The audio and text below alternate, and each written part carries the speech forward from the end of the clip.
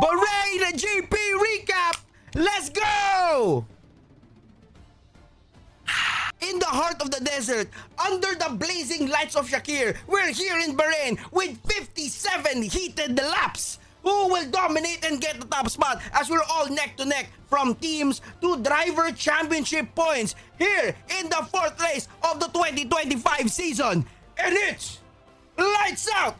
And away we go! It's gonna be an amazing start from our pole sitter, Piastri, but just beside him, Russell with a huge aggressive attack before turn number 1, going around the outside, but locks up, but manages to control it and just gets denied by Piastri. But with all of the turn 1 commotion and chaos, out of nowhere, Lando Norris from P6 climbed all the way up to P3, now just battling for the spot with Leclerc, and finally Lando Norris manages to completely take away P3 position from Charles, but just behind him it's gonna be the super rookie defending from the surprising strong push by Pierre Gasly, but gets pushed up all the way out of the track, but manages to get back safely. But it's Sainz taking notice and taking advantage of the situation, and with all of the commotion it's gonna be Max Verstappen dropping positions, and with that it's gonna be the 7th time getting sandwiched by 2 Red Bulls, as he has just Tsunoda behind him with the pursuit. What a heck of a start of the Grand Prix. Woo!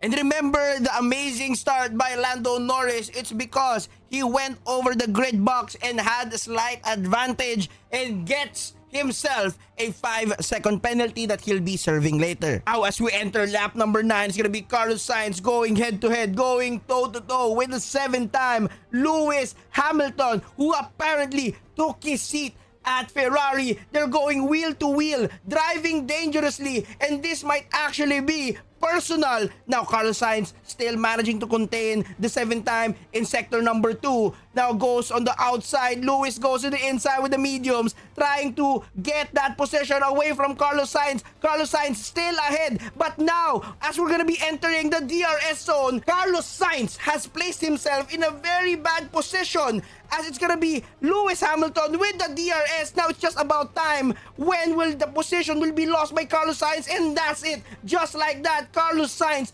loses his position against Lewis Hamilton, goes wide, and Yuki Tsunoda smells blood, takes advantage as well with the DRS attack, and it's gonna be 2 positions lost by Carlos Sainz just like that. Now entering at lap 11, it's gonna be Lando Norris into the pits. Now he's gonna be serving his 5-second penalty, as again he went over his grid box limitation at the start of the race. But also into the pits, it's gonna be Gasly and also Max Verstappen. Now this is gonna be interesting moment. This is the first time I ever seen it. It's gonna be a very long 4-7 pit stop because of a faulty pit release light, and it's just costing them so much time and possibly huge position advantages with that light issue. Here's a POV and replay of the faulty pit release light. This is gonna be a huge hindrance to Red Bull drivers as they use it as a signal that they're clear to go after the pit stop. The light is still red, costing them precious seconds.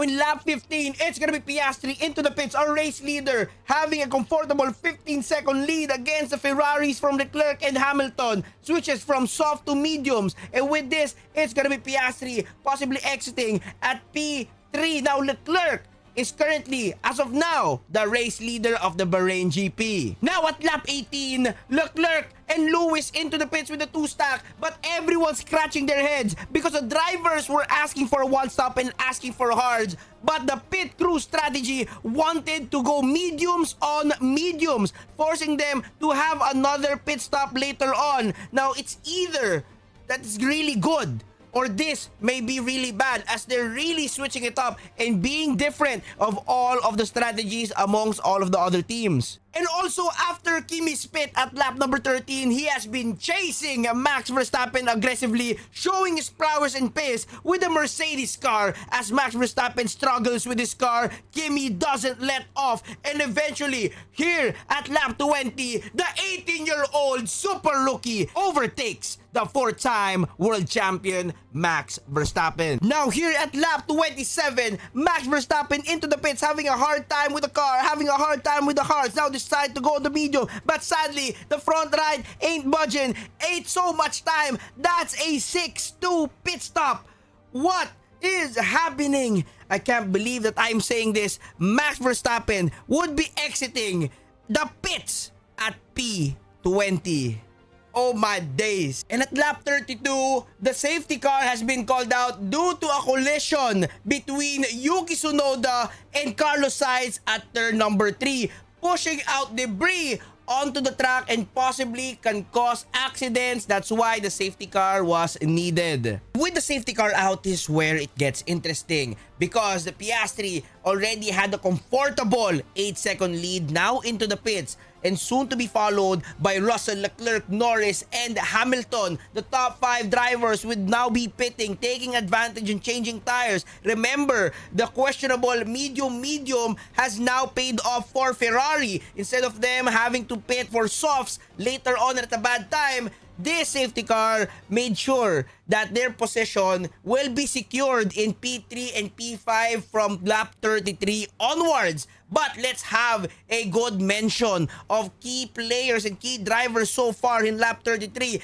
Bearman from P20 is now into the points. And also, let's not forget Verstappen dropping to dead last, now climbing his way slowly and surely, even getting the fastest lap now at P13. Eventually, even higher as everyone is now headed into the pit. Now at lap 35, where the safety car is ending, it's gonna be Piastri still in the lead, followed by Russell, Leclerc, Norris, and Hamilton. And guess what? From dead last, now Verstappen into P8. But sadly, our super rookie got caught off guard with that safety car after he was pitted earlier, went into soft, didn't expect the safety car, and got stuck at P14 after having an amazing first half here in the Bahrain GP. And also at lap 36, the smooth operator ain't that smooth anymore. He's been reckless and crazy all throughout the night. Now nose diving and locking up and almost taking out himself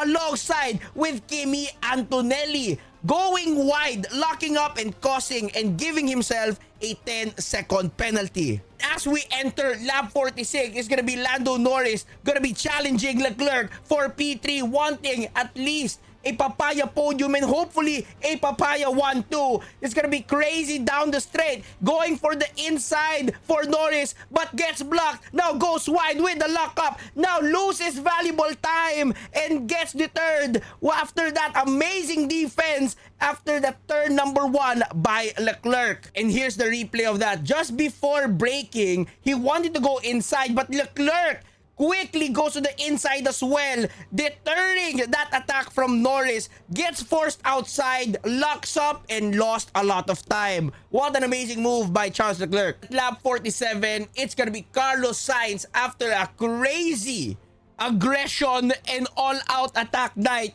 He is going for a DNF after getting a huge hole on his car. After all of the suicide bombs, after all of the wheel-to-wheel action, he's going out in this Bahrain GP. And now here at lap 52, after laps and laps of chasing, Lando Norris is back on the attack range on Charles Leclerc to get that P3. But this is also the time that George Russell has been struggling hard after losing his grid tracker, after losing his dash, after losing the ability to know where to DRS automatically with his equipment, just getting manual calls from the pit wall, now having troubles with his gears. Now he's vulnerable by the 2 chasers and battlers for P number 3. And here we go, Lando Norris on the outside, goes really late, tries to get the position and successfully takes away P3 from Charles Leclerc. What an amazing drive, what an amazing attack by Lando Norris. Now Norris, despite having a 5-second penalty, now chasing and wanting a papaya 1-2. McLaren is out for blood, now wanting to chase down and take down Russell that is bleeding and struggling, goes to the outside, goes wheel to wheel really dangerously and almost touching and almost taking out each other at turn number 1.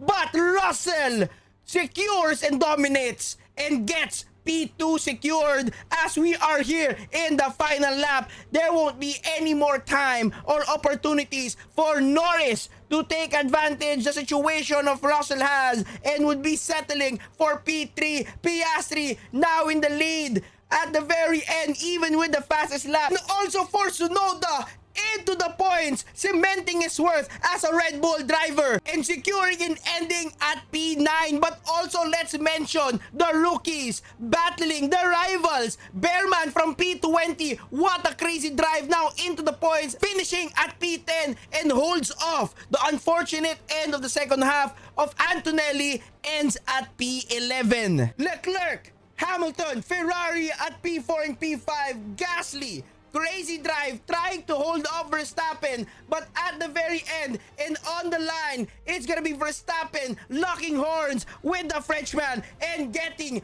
P6 away from Gasly. What can I say? What an amazing race. Please do follow me for more F1 recaps, highlights, and so on and so forth. And massive shout out also to Red Bull for supplying me and giving me wings. And lastly, to Pre-Game Merch for our amazing F1 goodies. If you're looking for merch, go check them out. And that's it. See you in Saudi Arabia. Let's go!